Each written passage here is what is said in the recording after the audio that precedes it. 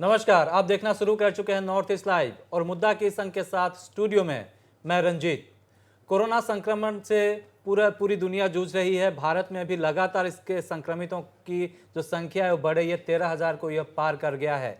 पिछले 24 घंटे की बात करें तो 1,007 लोग नए तौर पर संक्रमित पाए गए हैं और 437 लोगों की अब तक मौत हो चुकी है।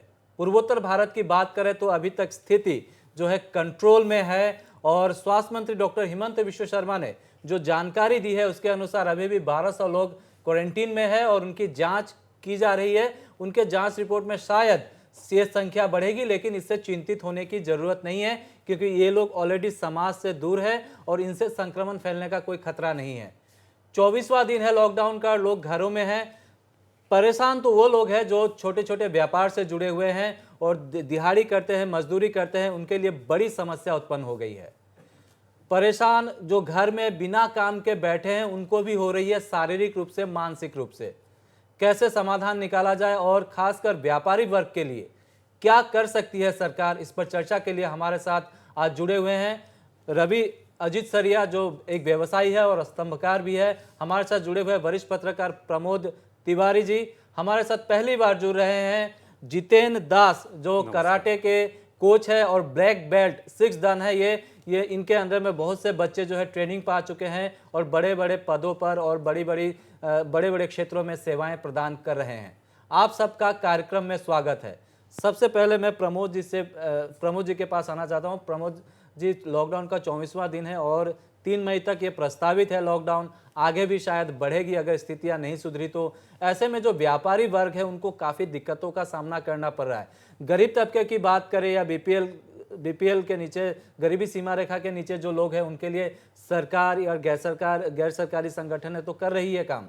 साथ ही लोगों को ये सुविधाएं भी, मेडिकल सुविधाएं भी मुहैया कराई जा रही है। लेकिन ये जो व्यापारी वर्ग है, करोड़ों में इनकी संख्या है, इनके लिए अब तक सरकार ने कोई ठोस रणनीति नहीं बनाई है क्योंकि आज तक जो हमने देखा उससे तो यही हमें सिद्ध हो रहा है। तो क्या सरकार को इनकी ओर भी बेहद ध्यान देने की जरूरत है क्योंकि ये देश के अर्थनीति की रीढ़ है। नहीं, एकदम सही कहा आपने। ये जो खुदरा और छोटे व्यापारी जो हमारे हैं वो देश की अर्थनीति की रीढ़ है। सरकार ध्यान नहीं दे रही है। इसका कारण ये है कि न तो ये किसी स्टेशन पे जमा होते हैं, न कहीं अपनी मांग के समर्थन में कहीं धरना प्रदर्शन करते हैं। और अगर इनकी तरफ जल्दी ध्यान नहीं दिया गया तो क्योंकि ये जो कोरोना के खिलाफ जंग है ये लंबी चलने वाली है और इस जंग से जो एग्जिट है, जो लॉकडाउन अभी चल रहा है उससे एग्जिट जो है वो फेज वाइज होना है। एक दिन में हम इससे एग्जिट नहीं कर सकते हैं। अब बात यह है कि व्यापारियों को सरकार किस तरह से हेल्प कर सकती है, क्या हेल्प कर सकती है। छोटे व्यापारियों की अगर हम लोग बात करें, खुदरा व्यापारियों की अगर हम लोग बात करें तो मेरे ख्याल में इसके 2 उपाय हो सकते हैं। एक तो दीर्घम्यादी लॉन्ग टर्म और एक शॉर्ट टर्म। शॉर्ट टर्म में तो सरकार ये कर सकती है कि उनकी टैक्स कंप्लाइंसेज वगैरह जो है उसमें छूट दे सकती है कि टैक्स कंप्लाइंस अभी नहीं करने से भी होगा, आप बाद में दे सकते हैं टैक्स, और उनकी जो भी सरकारी लाइबिलिटीज़ है उनको सरकार ईज कर सकती है। लॉन्ग टर्म में अगर देखा जाए तो सरकारें बैंकों को बोल सकती है कि छोटे व्यापारियों को जो आप लोन देते हैं और लोन की जो टर्म लोन वगैरह है उनकी जो शर्तें हैं वो ढीली की जा सकती है जिससे कि वर्किंग कैपिटल की उनको प्रॉब्लम ना आए। रिजर्व बैंक भी अपनी रेपो रेट कम बेसी करके उसमें परिवर्तन कर ये सुनिश्चित करने की कोशिश कर रही है कि सिस्टम में पर्याप्त मात्रा में लिक्विडिटी रहे, क्योंकि लिक्विडिटी की बहुत बड़ी प्रॉब्लम आने वाली है। तीसरी सबसे बड़ी बात है कि आज के दौर में जो खुदरा व्यापारी है, छोटे व्यापारी है, उनको ऑनलाइन ट्रेडिंग से काफ़ी चुनौती, काफ़ी प्रतिस्पर्धा का सामना करना पड़ता है। सरकार उनको बचाने के लिए ये कर सकती है कि ऑनलाइन जो ट्रेडिंग है उसके ऊपर टैक्स बढ़ा सकती है। अगर एक सामान आप खुदरा व्यापारी से खरीदें उसमें टैक्स की दर 1 होगी और वही अगर ऑनलाइन परचेज किया जाए तो उसमें टैक्स की दर दूसरी होगी। तो उससे क्या होगा कि जो बड़े बड़े प्लेयर्स हैं उनसे लेवल प्लेइंग फील्ड मिलेगा, छोटे व्यापारियों को वो उनसे कम्पीट कर सके। सरकार को यह भी सुनिश्चित करना होगा कि छोटे व्यापारी जो किराए पर दुकान लेकर रह रहे हैं उनको किराएदार जो है वो परेशान न करें। इस तरह की बातें भी वो भी देखनी होगी। अब आपने बात की दिहाड़ी और असंगठित क्षेत्र के मजदूरों की बात की है, तो सरकार लॉकडाउन के शुरू होने के साथ साथ सरकार ने बीपीएल जो कार्ड होल्डर्स है, राशन कार्ड होल्डर्स है, उनको अनाज देना शुरू कर दिया। किंतु अभी भी देश का एक बहुत बड़ा तबका ऐसा है, असंगठित क्षेत्र के मजदूर है, दिहाड़ी मजदूर है, हिंदी हार्टलैंड से जो देश के दूसरे हिस्सों में जाके काम कर रहे हैं उस तरह के मजदूर हैं, उन तक ये सरकारी सहायता नहीं पहुंच पा रही है क्योंकि वो एक तो अपनी ज़मीन से दूर है, सरजमीन से दूर है, वहाँ उनके पास राशन कार्ड नहीं है। सरकार ऐसा कर सकती है कि जिनके पास देश की 98% आबादी के पास में, नॉर्थ ईस्ट को छोड़ के 98% आबादी के पास में आज की तारीख में आधार कार्ड है, सरकार आधार के जरिए एक मैकेनिज्म डेवलप कर सकती है, लोगों को अनाज दिया जाए। फूड कॉरपोरेशन ऑफ इंडिया की वेबसाइट पर आज मैं गया था, वहाँ पर जितना बफर स्टॉक हमें चाहिए उसका 3 गुना ज़्यादा buffer stock food corporation of India के पास में पड़ा हुआ है। रबी की अभी फसल आई है, बम्पर फसल है, सामने मानसून भी अच्छा होने का अनुमान लगाया जा रहा है, तो मैं समझता हूँ कि खरीफ की जो फसल होगी वो भी अगर ईश्वर ने चाहा तो बहुत अच्छी होगी। वो अनाज एफसीआई की गोडाउनों में पड़ा रहे, उससे चूहे कुतरे वो सड़े, इससे अच्छा है कि जनता जनार्दन के लिए सरकार को वो खोल देना चाहिए। एफसीआई से सरकार माल प्रोक्योर कर सकती है और जनता में उसको बांट सकती है। जिनके पास में बीपीएल कार्ड है उन्हें तो दे ही रही है, जिनके पास में आधार है, आधार के जरिए भी वो अनाज लोगों तक पहुंचाया जा सकता है। तीसरी बात यह है कि जिनके पास आधार भी नहीं है तो सरकार, जैसे हमारे असम के क्षेत्र में है कि बहुत लोगों के पास में आधार कार्ड भी आज नहीं है, एक टेम्प्रेरी राशन कार्ड जैसा एक कागज़ लोगों को दे सकती है। जो भी लोग लाइन में लगकर अनाज लेना चाहें वो उनकी चॉइस है, वो उस कार्ड से लेकर 4-6 महीने तक ले सकते हैं। सरकार ने 3 महीने की अवधि तय की है कि 3 महीने तक गरीबों को मुफ्त राशन देगी, 5 किलो चावल और 1 किलो दाल। इसको 6 महीने तक सरकार कर सकती है, क्योंकि पर्याप्त राशन है, 3 गुना बफर स्टॉक का 3 गुना राशन है। और खाद्यान्न की देश में कहीं कोई कमी नहीं है। आज क्राइसिस के समय पर अगर वो खाद्यान्न गरीबों तक, जरूरतमंदों तक सरकार पहुंचा पाती है तो सरकार की बहुत बड़ी उपलब्धि। लेकिन मुश्किल ये चुनौती तो यही बनी हुई है, क्योंकि हमने जितनी जगहों से हमने खबरें संग्रह की है, वहाँ अभी भी 7 से 70% लोग जो है वो सरकारी सहायता से वंचित है। राशन कहें या अन्य अन्य प्रकार के जो राहत सामग्री है उससे भी वंचित है। 24 दिन हो चुके हैं लॉकडाउन के, और एक जो मैकेनिज्म डेवलप की जानी चाहिए थे अभी तक वो नहीं दिखे। असम की बात करें तो कल डिब्रूगढ़ में असम के कृषि मंत्री, आपूर्ति मंत्री, पीडब्ल्यूडी के स्टेट मिनिस्टर और श्रम मंत्री वहाँ पे गए थे।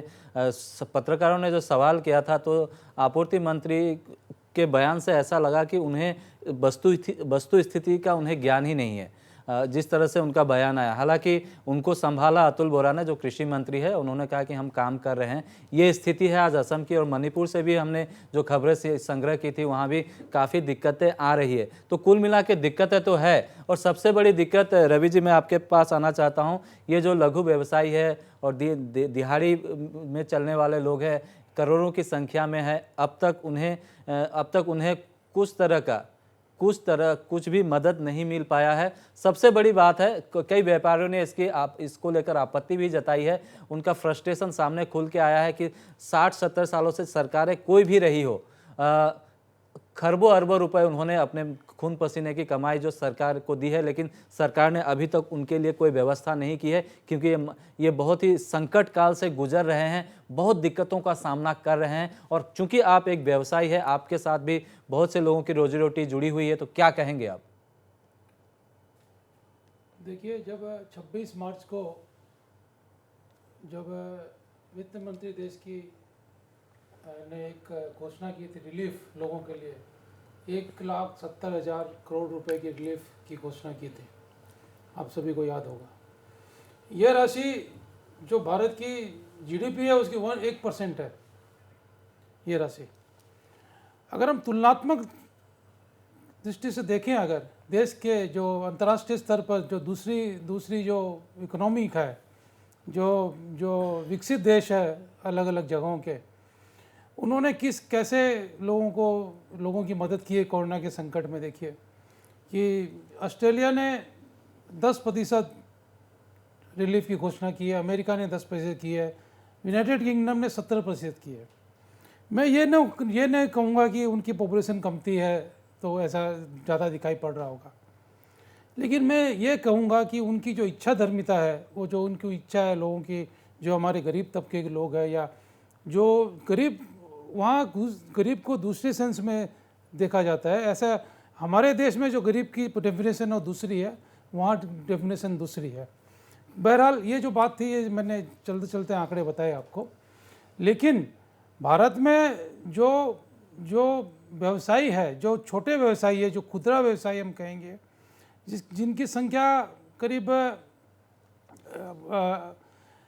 आधिकारिक रूप से मेरे पास नहीं है, पर ऐसा लगता है कि देश में करीब 5 से 8 करोड़ के बीच में ऐसी जो फुटकर और छोटे व्यवसायी, मैं रेहड़ी और पटरी वालों को भी इसमें शामिल कर रहा हूँ।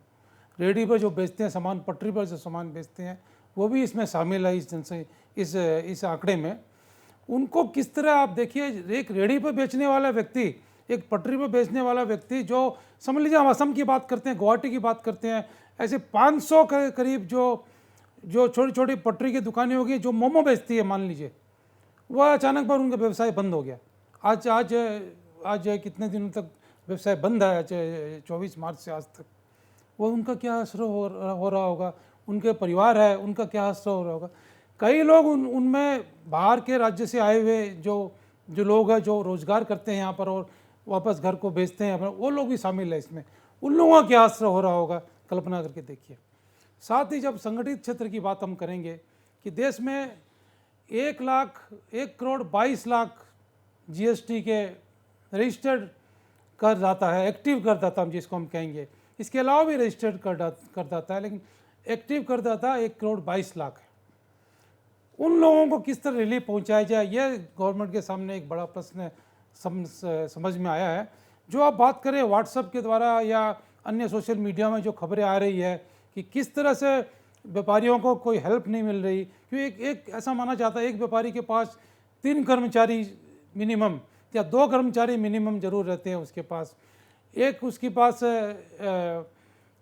हर महीना रेंट देना है, हर महीना इलेक्ट्रिक बिल देना है, जीएसटी की जो है वो समझ लीजिए, अगर आधे माने कि आधे लोगों को जीएसटी पेमेंट करनी कंपलसरी होती है, 1 करोड़ 22 लाख को तो जीएसटी देनी ही देनी है। अगर कोई पूछे ये बात कि नहीं माल ही नहीं बिक रहा है तो जीएसटी कहाँ से देंगे आप, दुकानें बंद है।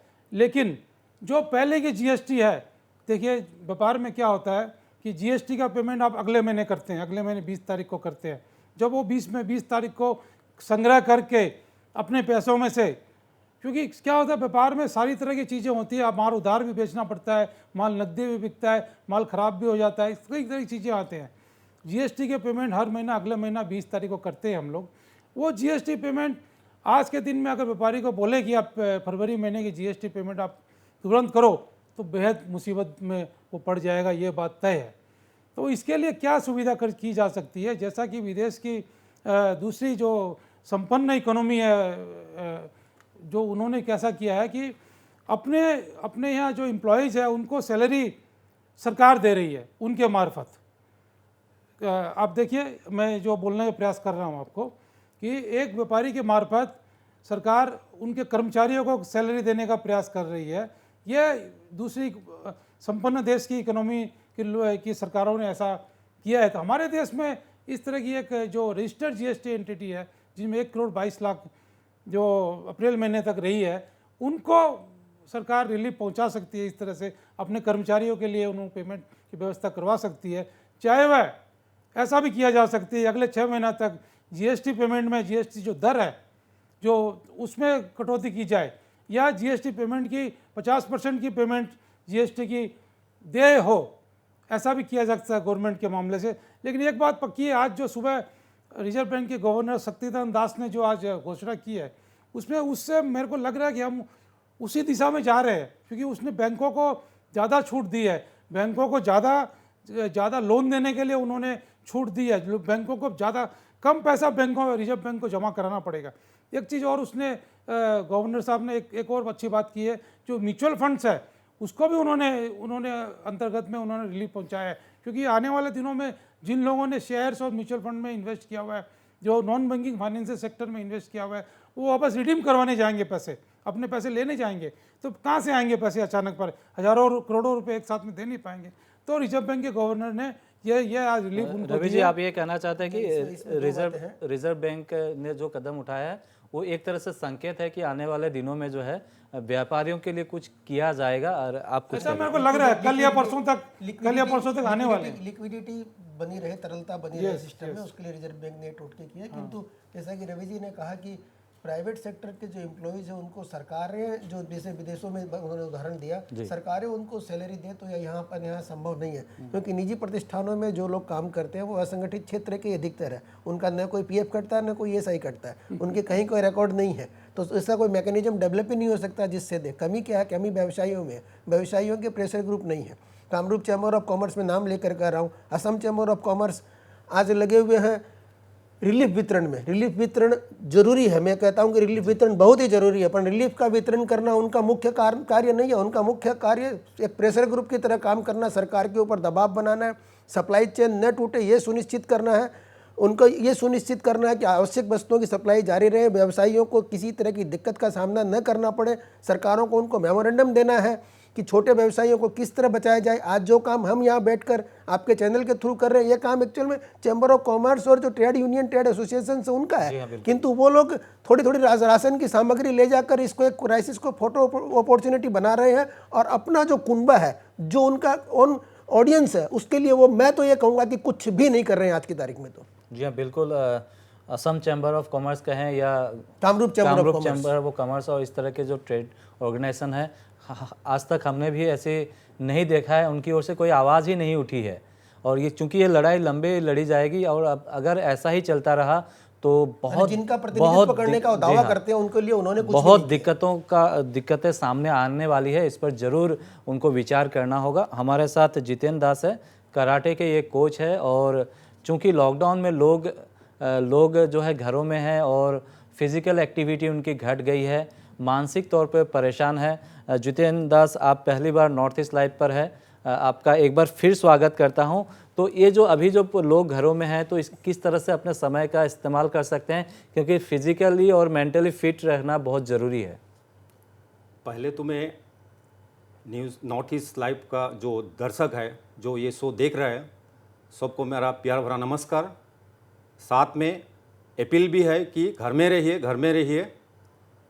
और ये भी मेरा है कि कोरोना महामारी का अगेंस्ट में जो भी काम कर रहा है, डॉक्टर, पुलिस, प्रेस, जितने भी लोग काम कर रहा है या कर रही है, सही दिल से मैं खड़ा है कि मैं उन लोग को सैल्यूट करता हूँ। और जो बात मुझे पूछा गया है उसका बारे में बोलने का पहले मुझे कुछ समझा के बोलना पड़ेगा कि अभी जो महामारी का जो सिचुएशन है, इसमें जितने भी देश के लोग हैं, सब का मानसिक शक्ति जी हाँ, पूरी तरह से टूट चुकी है। इसके लिए मैं अपील करता हूँ कि ये जो मानसिक शक्ति टूट गई है, इसके रिकवरी के लिए मेरा एक अनुभव शेयर करना चाहता हूँ। ये मेरा अनुभव ये है कि आप सुबह जल्दी उठिए, उठ के आप पहला काम नहाइए, आप फिर आप पूजा पाठ कीजिए, फिर आप थोड़ा मेडिटेशन कीजिए। इससे आपको मानसिक शक्ति बढ़ेगा। नहीं तो आप इस समय कोई भी व्यक्ति कोई भी काम ठीक से नहीं कर पा रहा है, इसलिए क्योंकि मानसिक शक्ति पूरी तरह से टूट गई है, और आने वाला दिन में क्या होगा क्या नहीं होगा कुछ भी नहीं पता।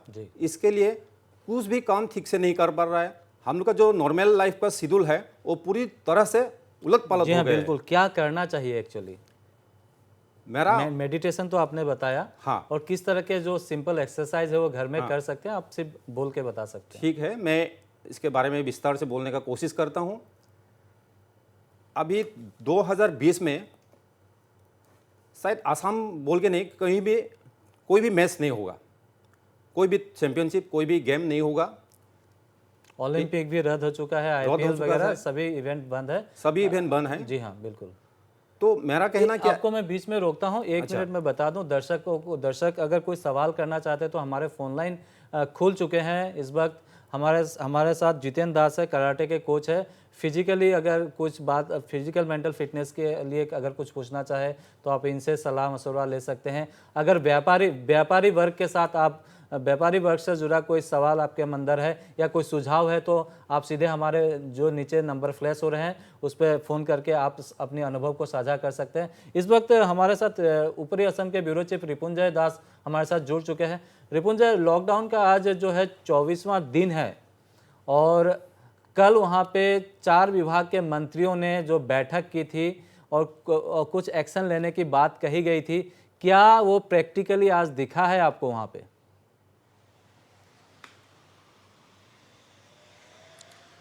रंजीत देखिए, अब ये जो मंत्रीगण का जो विजिट था, ये ज़्यादा से ज़्यादा मुझे तो लगा ये एकेडमिक पर्पस के लिए ही है, क्योंकि इनका जो कहने का जो एश्योरेंस देने का था वही ये लोग करके गए हैं। अभी जो ज़मीनी हकीकत है वो कुछ अलग ही है, ये हमने पहले भी बताया और आज भी यही स्थिति यूं के त्यों ही बनी हुई है, क्योंकि ये एग्री सेक्टर जो है ये पूरा मंत्री खुद ऑन रिकॉर्ड ऑन कैमरा मान चुके हैं कि असम का एग्री सेक्टर पूरा ध्वस्त हो चुका है।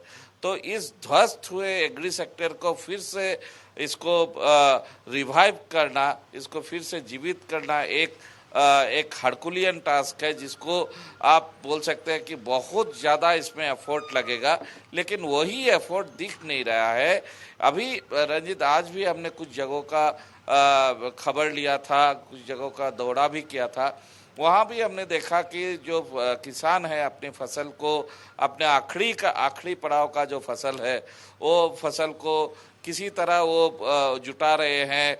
कहीं पूरा पेड़ जो है फसल के, जैसे जो जितने अभी फसल के पेड़ है वो पूरा नष्ट हो चुका है। और उसके ऊपर आसामीज में एक बात कह जाती है, भूतौर ऊपर दानव, उसके ऊपर एक्चुअली ये स्टॉर्म जो हुआ है रिसेंटली, वो और ही कष्ट को और मुश्किलात को बढ़ाया है रंजीत। तो इसके चलते ही पूरे मामले को अगर देखा जाए तो एक नज़रिए से इसके लिए बहुत बड़ा एक प्लानिंग चाहिए, एक साइंटिफिक वे से इसको आगे बढ़ना पड़ेगा। हालांकि कृषि मंत्री ने कहा है कि बीज उपलब्ध किए जाएंगे जल्द से जल्द, जब से ये कोरोना वायरस का इश्यू ख़त्म हो जाए उसके बाद ही घर घर जाके बीज दिया जाएगा, लेकिन ये कितना दूर संभव होगा आने वाले दिनों में ही मालूम पड़ेगा। जैसा कि आप बता रहे हैं कि कृषि मंत्री ने कहा कि कोरोना वायरस का जो ये दौर खत्म हो जाए उसके बाद घर घर जाकर बीज दिया जाएगा, इस दौरान किसान क्या करेंगे जो अभी मुश्किल में है?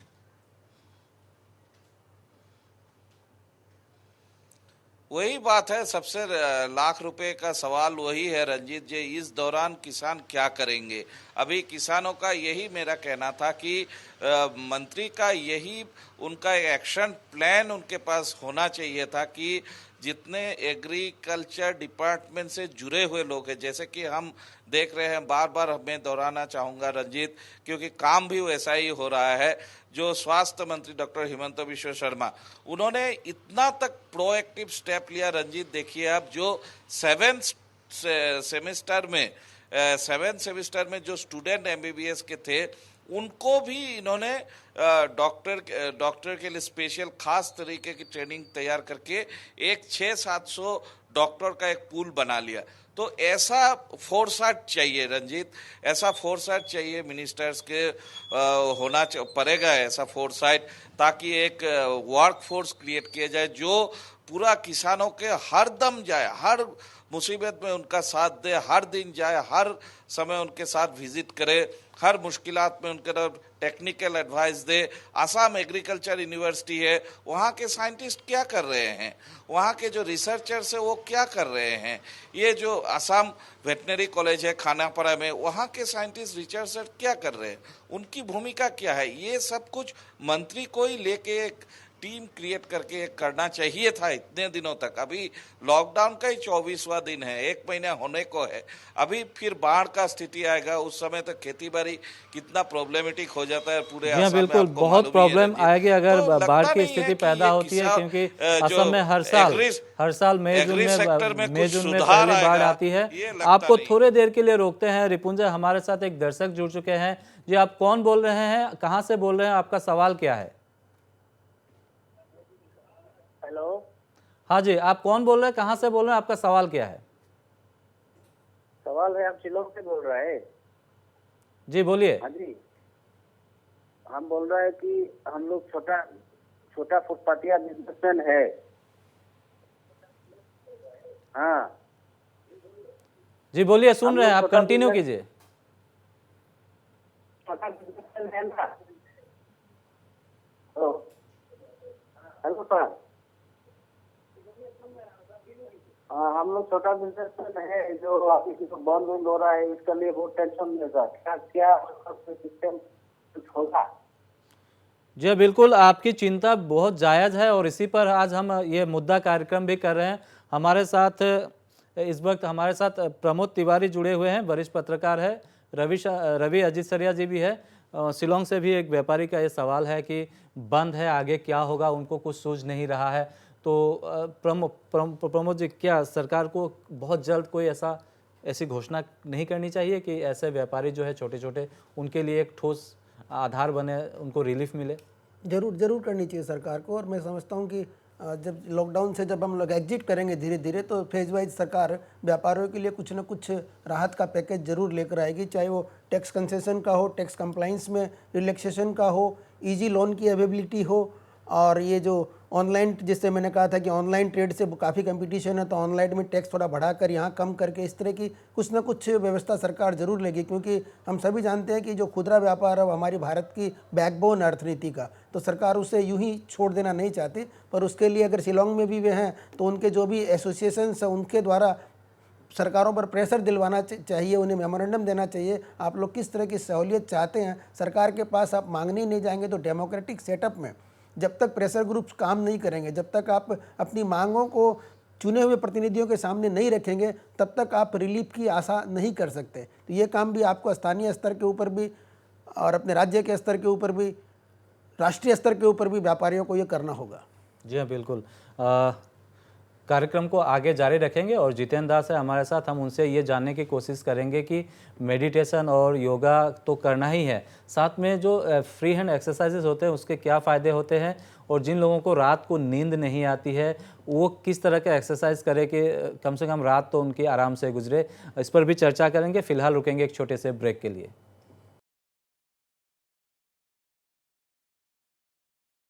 ब्रेक के बाद मुद्दा में आपका स्वागत है।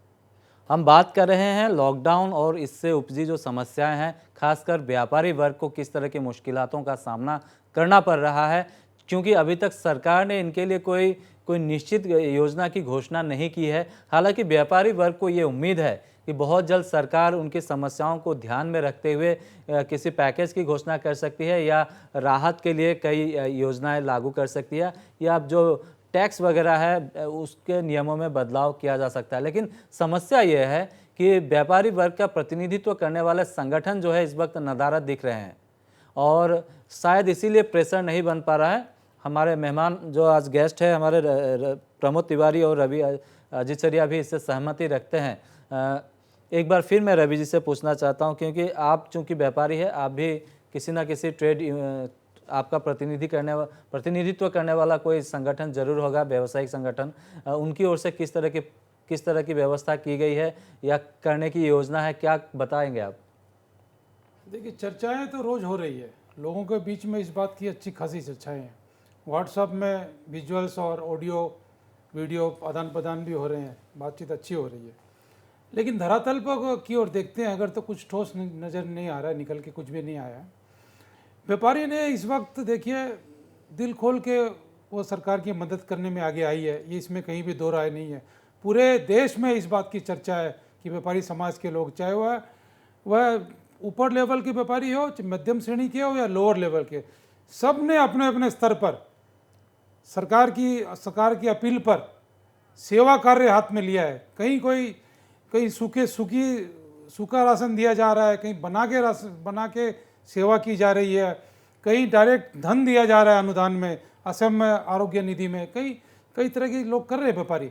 लेकिन वह आज अभी जब 24वां दिन हो चुका है तो थोड़े हताशा उनके चेहरे पर नज़र आ रही है, क्योंकि महीना लगने वाला है और पिछला महीना लग चुका है और ये 15 दिन जा चुके हैं।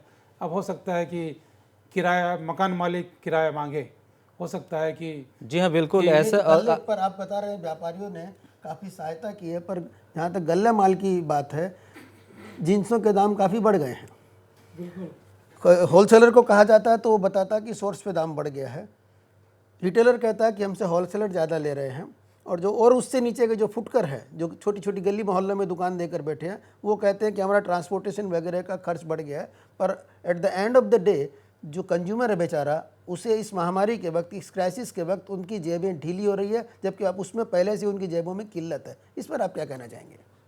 इसमें कहीं भी दो राय नहीं है कि कुछ लोगों ने नहीं, सोर्स पे दाम बढ़ रहे हैं ना, होलसेलर बढ़ा रहे हैं ना, रिटेलर इसका मजा लूट रहे हैं। सोर्स पे अभी देखिए, सोर्स से मालिक कहाँ अभी नया माल तो कुछ आ नहीं रहा है, इसमें कहीं भी दो राय नहीं है। सोर्स पे दाम यूँ कहेंगे, देखिए रेल के द्वारा माल आ रहा है, उल्टे मैं कहूँगा कि माल सस्ता आ रहा होगा, रेल के द्वारा आ रहा है सारा माल। आर ओ सर्विसेज, रो सर्विस जिसको हम कहते हैं, उसके द्वारा माल आ रहा है। ट्रकों को डायरेक्ट रेल में बैठा के उनको लाया जा रहा है ट्रकों को, ताकि घरों में जिनके यहाँ माल नमाना है वह नमाया जा रहा है।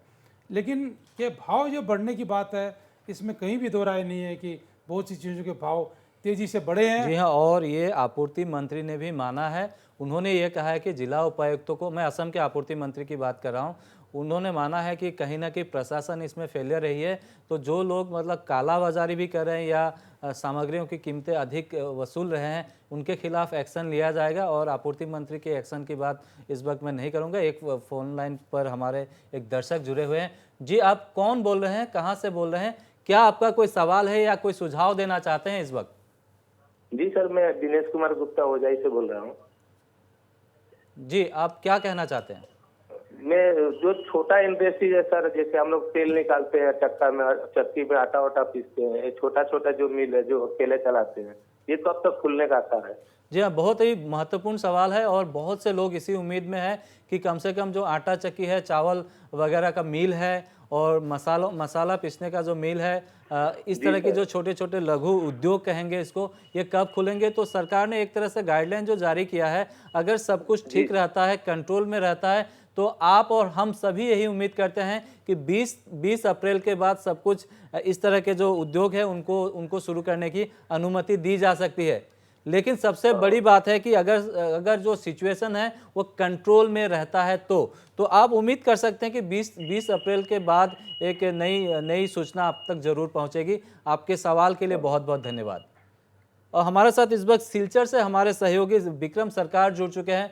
विक्रम, लॉकडाउन का 24वां दिन है और व्यापार वाणिज्य तो ठप पड़ा हुआ है। सरकारी दिशा निर्देश पर जो दुकानें खुली है वहाँ भी बहुत ऊंची कीमतों में सामग्रियाँ उपलब्ध कराई जा रही है, ऐसी सूचनाएं आ रही है। तो क्या बराक घाटी में क्या स्थिति है इस वक्त?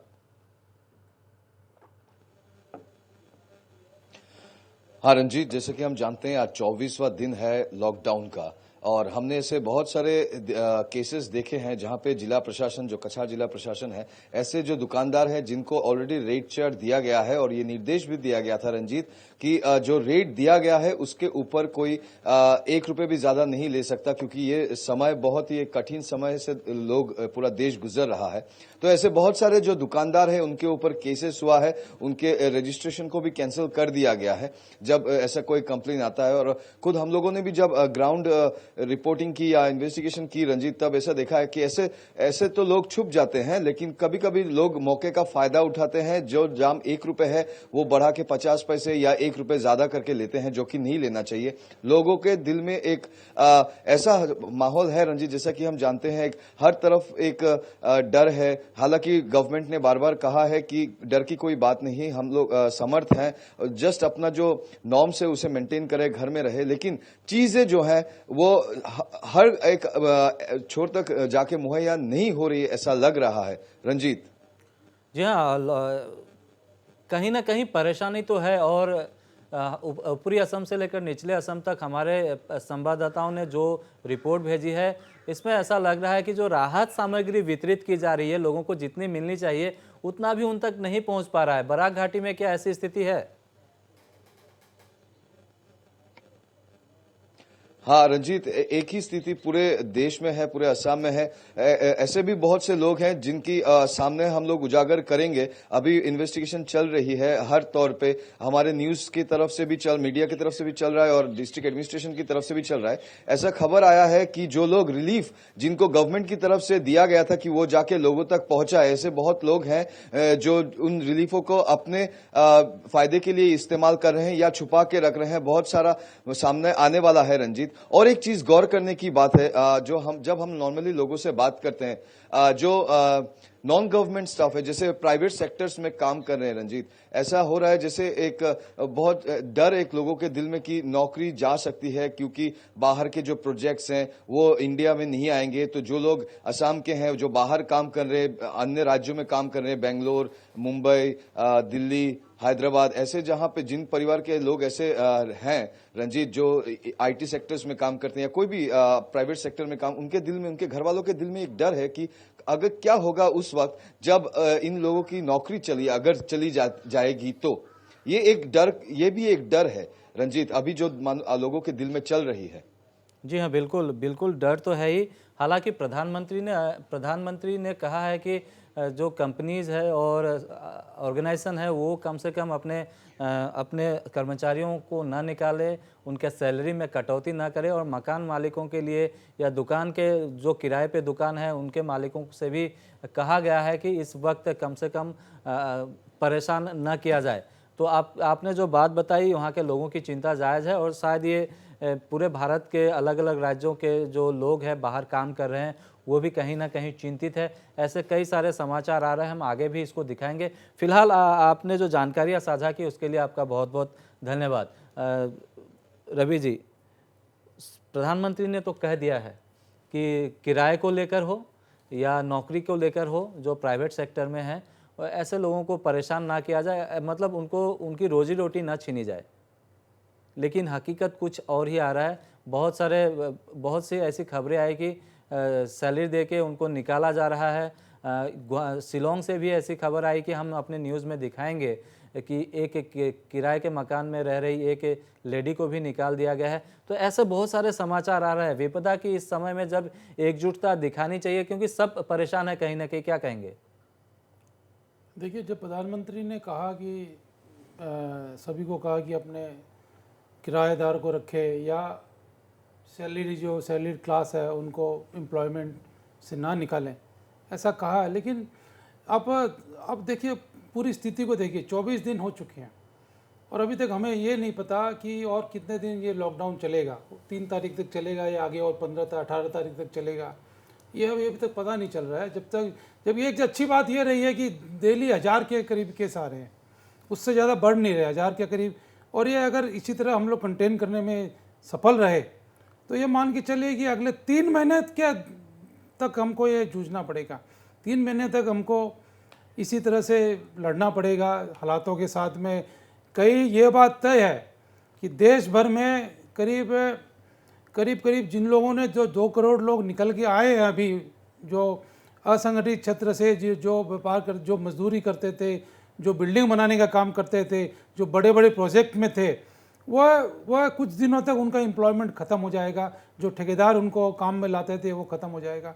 लेकिन इसमें अगर गवर्नमेंट अगर अपना काम करना शुरू कर दे, गवर्नमेंट प्रोजेक्ट जो कहते हैं, गवर्नमेंट फंडिंग प्रोजेक्ट जो होते हैं, वो अगर गवर्नमेंट ने जैसे असम में मथावरी बनाने का काम है, अभी मथावरी बनाने का काम होना चाहिए, क्योंकि अभी आने वाले दिनों में सावन के बाद बाढ़ आएगी, तो मथावरी का काम अभी तेज़ी से शुरू होना चाहिए ताकि लोगों को एम्प्लॉयमेंट किया जा सके। मनरेगा की स्कीम वापस शुरू करनी चाहिए। साथ ही मैं एक बात और बोलना चाहूँगा, जो ये मंत्रियों और उनमें जो और अन्य मदों में जो खर्चा हम देते हैं उसको कटौती की जानी चाहिए सीरियसली, नंबर 1। नंबर 2, जो 20,000 करोड़ रुपया अभी एक मद में नया संसद भवन बनाने में एक निकाला हुआ है, उसको एक बार बंद करके 20,000 करोड़ रुपया जनता के लिए खोलना चाहिए, नंबर 2।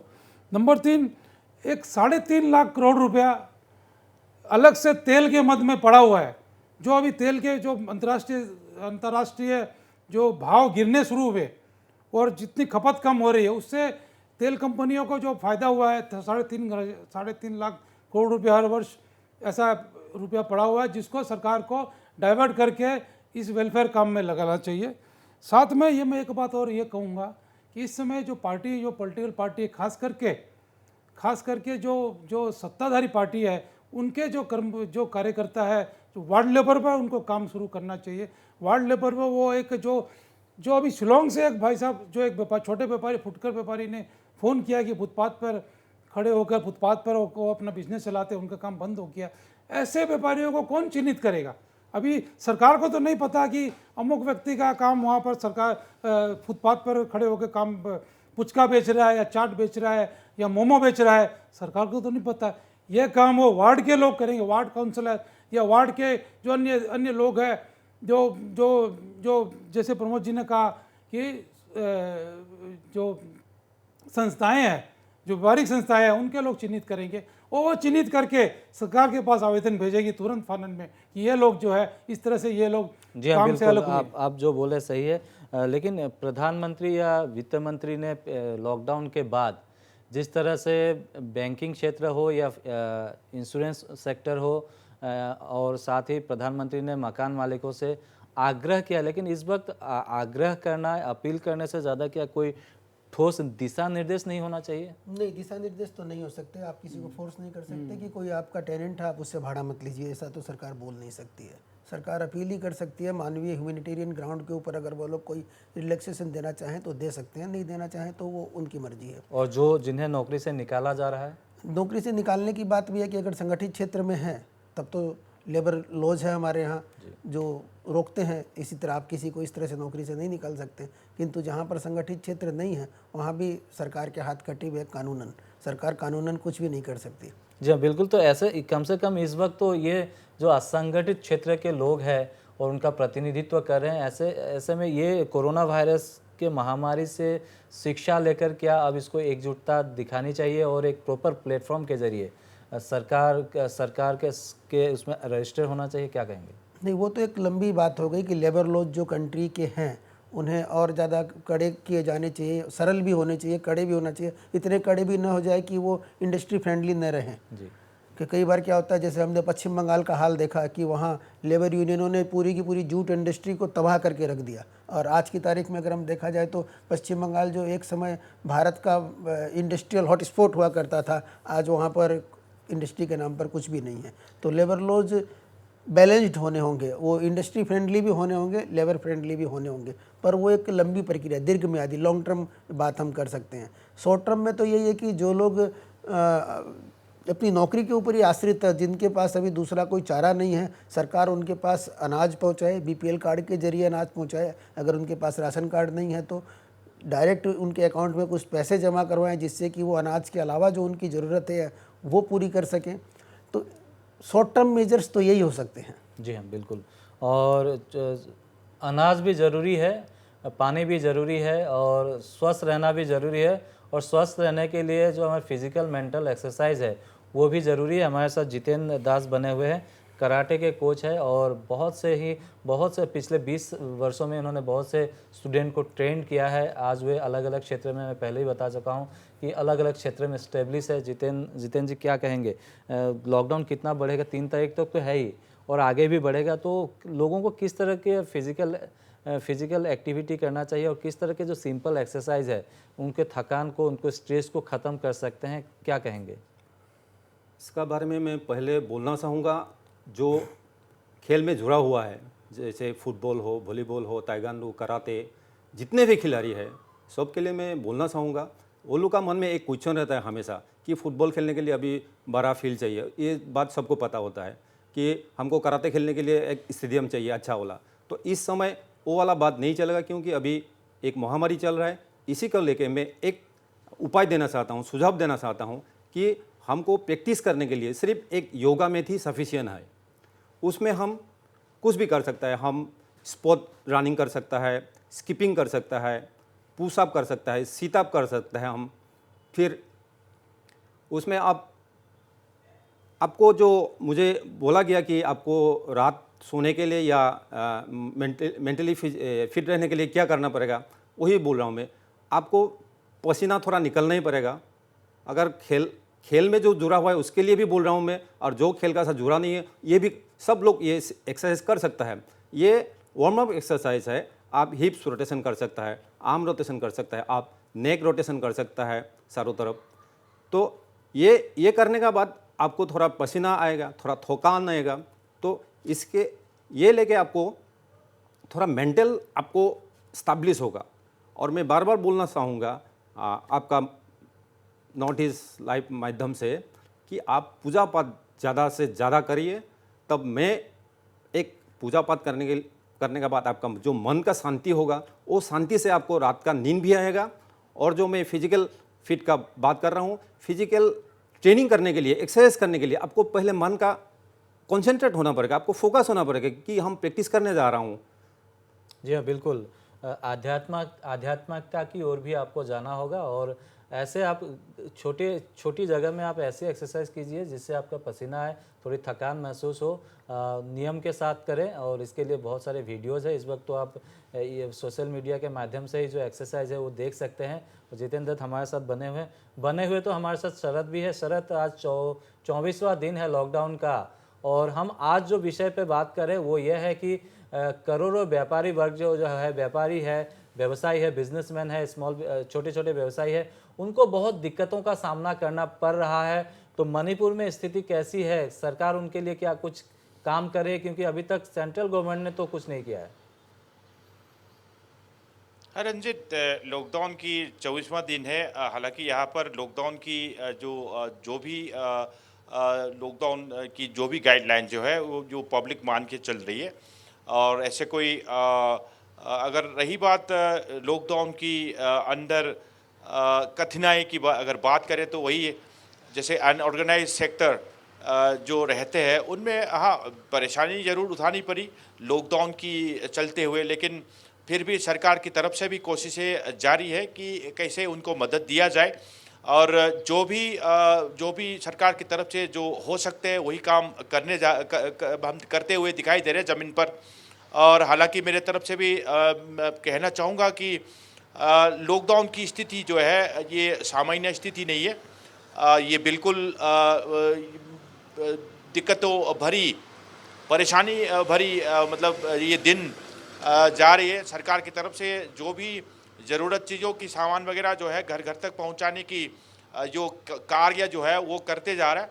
और अब भी अगर मणिपुर के अगर हालात की बात करें तो हाँ, मणिपुर में केस दो ही मतलब कोविड-19 पॉजिटिव केस 2 ही था और एक ने तो ठीक हो करके अपने हॉस्पिटल से डिस्चार्ज हो चुका है। जो सेकेंड केस है उसका भी स्वास्थ्य में बहुत सुधार आया है। हो सकता है कि आने वाले 2 दिन में उनका फिर से फ्रेश टेस्ट किया जाए। अगर फ्रेश टेस्ट में अगर नेगेटिव पाया जाता है तो उनका डिस्चार्ज के बारे में भी डॉक्टर सोचेंगे। हाँ, लॉकडाउन है, लॉकडाउन चलते रहेंगे 20 तारीख तक। 20 अप्रैल को जब प्रधानमंत्री ने देश को जब संबोधित किया था तो उस दिन संकेत दिया गया कि 20 तारीख को कुछ न कुछ ढील दिया जा सकता है। जैसे स्टेट जिसमें कोविड-19 की संक्रमित होने की इतना ज़्यादा मतलब डाटा नहीं है, उसको थोड़ा सा ढील दिया जा सकता है। ढील देने का मतलब कतई ये नहीं कि बिल्कुल एहतियाती और सावधानी बरतना भूल जाए। डिस्टेंसिंग, सोशल डिस्टेंसिंग और ये सब लॉकडाउन की जो भी गाइडलाइन जो है वो तो मान के चलना पड़ेगा। कोई नहीं कह सकता कि ये कोरोना वायरस की संक्रमण कब जा करके रुकेगा। रंजित जी हाँ, बिल्कुल सावधानी बरतनी होगी। आप साथ में ये भी बता दीजिए कि कितने लोग क्वारंटीन में हैं पूरे मणिपुर में? अभी कुल मिलाकर के 300 करीब जो ये मणिपुर राज्य की हर जिले में जो बनाया गया, सरकार की तरफ से बनाया गया क्वारंटीन फैसिलिटी में करीब 300 लोग हैं। लगातार ये मणिपुर ये जेनिम्स हॉस्पिटल और रिम्स हॉस्पिटल जहाँ पर टेस्टिंग फैसिलिटी है वहाँ पर लगातार जो भी संक्रमित होने की जो सस्पेक्ट है उसको टेस्ट किया जा रहा है। अभी तक जो मैंने जो बताया थे 2 पॉजिटिव और 1 ठीक हो करके घर वापस चल दिए। एक की अभी स्वास्थ्य में उनके सुधार है। उसको लेकर के कोविड-19 को लेकर के इतना ज़्यादा कोई वो नहीं है, घबराने की कोई ज़रूरत नहीं है मणिपुर के अगर हिसाब किया जाए। लेकिन फिर भी हम ये मान के चलना पड़ेगा कि जो पड़ोस की राज्य में अगर स्थिति खराब होता है तो उसकी असर जो है वो भी मणिपुर में पड़ेगा।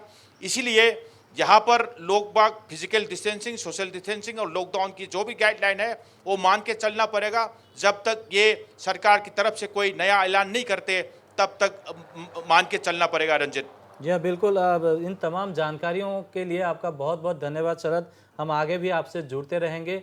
तो शरद चंद्र मणिपुर के ब्यूरो चीफ है, हमें बता रहे थे कि 300 लोग वहाँ पे क्वारंटीन में हैं और देश के दूसरे हिस्सों के जो छोटे व्यापारी हैं उनके साथ जो परेशानी है वहाँ के मणिपुर के भी व्यवसायों के साथ भी वही है। लेकिन उनका कहना है कि सरकार उनके लिए कुछ कर रही है। लेकिन प्रमोद जी, क्या अब बहुत देर नहीं हो गई है? जल्द ही ठोस कदम नहीं उठाया जाना चाहिए? ठोस कदम उठाने का समय तो देखा जाए, व्यापारियों की अगर बात करें तो काफ़ी हम आगे आ चुके हैं। अब तक सरकारों को कदम उठाना चाहिए था। मैं समझता हूं कि 20 तारीख बाद जो ढील दी जाएगी, सेक्टर वाइज ढील दी जाएगी, उसमें ज़रूर से जो रिटेल ट्रेडर्स है उनके लिए भी there is something in store for them, मैं आई सपोज इट। और अगर ऐसा नहीं किया जाता है, क्योंकि देखिए सारे कोई प्रेशर ग्रुप है, असंगठित क्षेत्र के मजदूर हैं, हमने देखा जो प्रवासी मजदूर हैं वो धरना प्रदर्शन करते हैं, स्टेशनों पे जमा हो जाते हैं। असंगठित क्षेत्र के मजदूर है वो भी अपनी आवाज़ किसी न किसी फोरम के ऊपर उठा ही लेते हैं। ये व्यापारी इस मामले में मैं कहूँगा अभागा है कि उसके पास ऐसा कोई फोरम नहीं है। उनके जो फोरम है वो अपनी प्रायोरिटी भूलकर जो काम उनको नहीं करना वो काम करते ज़्यादा दिखाई देते हैं, फ़ोटो खिंचवाते दिखाई देते हैं।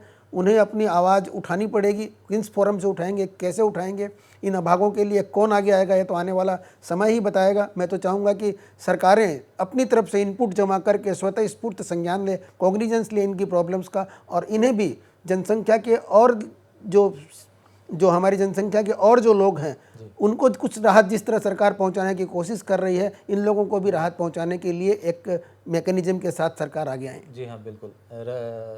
प्रमोद जी को आपने सुना। हमारे पास बहुत कम समय बचा है, क्या कहेंगे आप? संगठनों को, खासकर व्यापारियों का प्रतिनिधित्व करने वाले संगठनों को इस वक्त कैसी भूमिका निभानी चाहिए, संक्षेप में? भाई इसमें एकदम साफ तौर पर यह बात कही जानी चाहिए, इसमें कोई तरह की भी राजनीति नहीं करते हुए, कोई फ़ायदा नहीं देखते हुए, व्यापक फ़ायदा हो और छोटे व्यापारियों का, उसके लिए जितने भी संगठन है, व्यापारी संगठन, उनको खुल के आगे आना चाहिए। इसमें क्या है, वो ये तो रोजी रोटी का सवाल है उनका। जो काम उनके लिए उनको बनाया गया है, उनको फॉर्म किया गया है, वो काम अगर ये संगठन करे तो बेहतर है। एक बात और मैं कहना चाहूँगा रंजीत, कि जो आधार कार्ड वाली बात प्रमोद जी ने शुरू में कही थी, वो बहुत ज़्यादा एक अच्छी बात है कि आधार कार्ड के एक ऐसा मैकेनिज्म हो सकता है जिसके द्वारा देश के 98% लोगों को सहायता पहुंचाई जा सकती है। ये काम सरकार को तुरंत करना चाहिए। जी हाँ, बिल्कुल। हाँ जितेंद्र, हम आपसे सिर्फ खेल और एक्सरसाइज की बात कर रहे थे। आपने दोनों गेस्ट को सुना, और रवि अजय व्यवसायी है। आपको क्या लगता है, गरीब लोगों के लिए और सरकार, एकदम आखिरी क्षण में हम कार्यक्रम के, गरीब लोगों के लिए सरकार और क्या अच्छा काम कर सकती है इस वक्त? इस पे हम लोग को सबका अपना अपना दायित्व होता है। जितना भी नागरिक है हम लोग असम में, सबका अपना एक दायित्व लेना पड़ेगा। सबके लिए सबने ये पीड़ा उठाना पड़ेगा, तब जाके कुछ ये जो सीनरी आ रहा है अभी, जो सामान दे रहा है, किसी को 200 रुपये का सामान दे रहा है, फोटो ज़्यादा खिंचवा रहा है, वो बात दुख लगता है। जो आदमी लेता है वो कितना दुखी से वो सामान लेता है, वो जैसा भीख मांगने जैसा बात हो गया ये। तो मैं यही बोलना चाहूँगा कि हर एक व्यक्ति को ये जिम्मा उठाना पड़ेगा। जो हेल्प कर सकता है, किसी का भी हेल्प कर सकता है, करना है, और उसका प्रचार नहीं करना है, प्रसार नहीं करना है। मतलब एक हाथ से दान दीजिए, दूसरे को पता चलने मत दीजिए। बहुत अच्छी बात कही है, क्योंकि बहुत सब लोग जो जरूरतमंद है वो सब लोग मजबूर, कुछ लोग मजबूर है। सभी लोगों को मजबूरी के चलते भी ये स्थिति जो बनी है, इसके लिए सामान लेना पड़ रहा है, लेकिन सक्षम है, लेकिन फंसे होने की वजह से या ये जो लॉकडाउन की वजह से उनकी कुछ मजबूरियां आ गई है, तो उनके साथ उनकी भावनाओं की भी कद्र करना होगा। हमारे साथ आज जुड़ने के लिए आप सब मेहमानों का बहुत बहुत धन्यवाद। तो मुद्दा में हम आज चर्चा कर रहे थे व्यापारी वर्ग को लेकर, और शायद ये उम्मीद कर रहे हैं कि बहुत जल्द केंद्र सरकार हो या राज्य की सरकारें जो है इन छोटे और लघु व्यापारियों के लिए उन वो जो तकलीफ से गुजर रहे हैं उस पर काम करेंगी। मुद्दा में इतना ही, धन्यवाद।